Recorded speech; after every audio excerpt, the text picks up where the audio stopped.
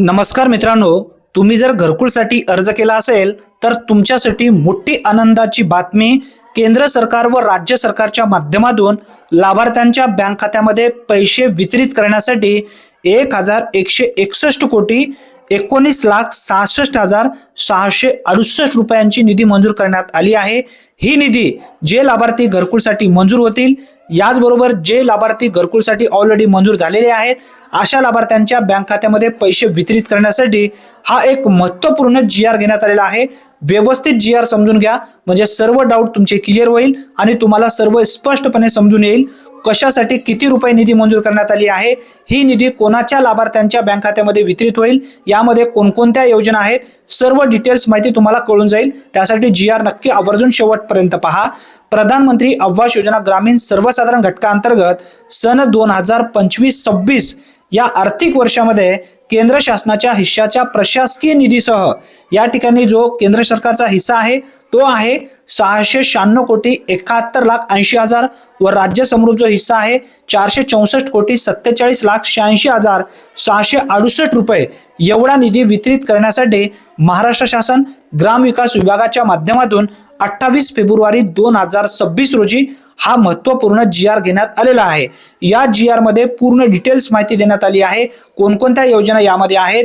जर तुम्ही घरकुलसाठी अर्ज केला असेल तर आवर्जून हा व्हिडिओ नक्की शेवटपर्यंत पहा, सर्व डाऊट तुमचे क्लिअर होईल आणि ही जी निधी आहे ही निधी कशा पद्धतीने वाटप होणार आहे हे सुद्धा तुम्हाला समजून येईल.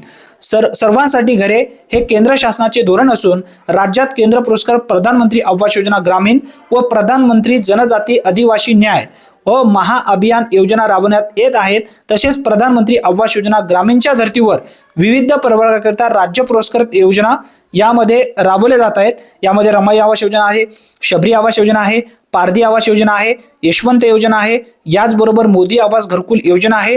ज्या काही योजना आहेत या सदरील सर्व योजनेची अंमलबजावणी ग्राम विकास विभागाअंतर्गत स्थापित राज्य व्यवस्थापन कक्ष ग्रामीण गृहनिर्माण कार्यालयामार्फत करण्यात येत आहे.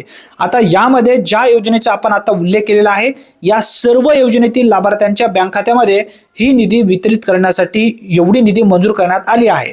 आता शासन निर्णयामध्ये जो मुद्दा देण्यात आलेला आहे, प्रशासकीय खर्चासाठी किती निधी, कशा पद्धतीने ही निधी कशी आहे हे समजून घ्या. प्रधानमंत्री आवास योजना ग्रामीण सर्वसाधारण घटकाअंतर्गत केंद्र शासनाने सन 2025-26 या वर्षासाठी वितरित केलेल्या एकूण रुपये या ठिकाणी सांगण्यात आलेला आहे. एकूण किती आहे? 1,376 कोटी 56,42,964 कोटी निधीपैकी रुपये 694 कोटी 71,80,000 एवढा निधी, याचबरोबर 666 कोटी 73,80,000 प्लस प्रशासकीय निधी जी आहे ती आहे 29 कोटी 98 लाख एवढी निधी व राज्य समृद्ध हिस्सा आहे 464 कोटी 47,86,668 कोटी.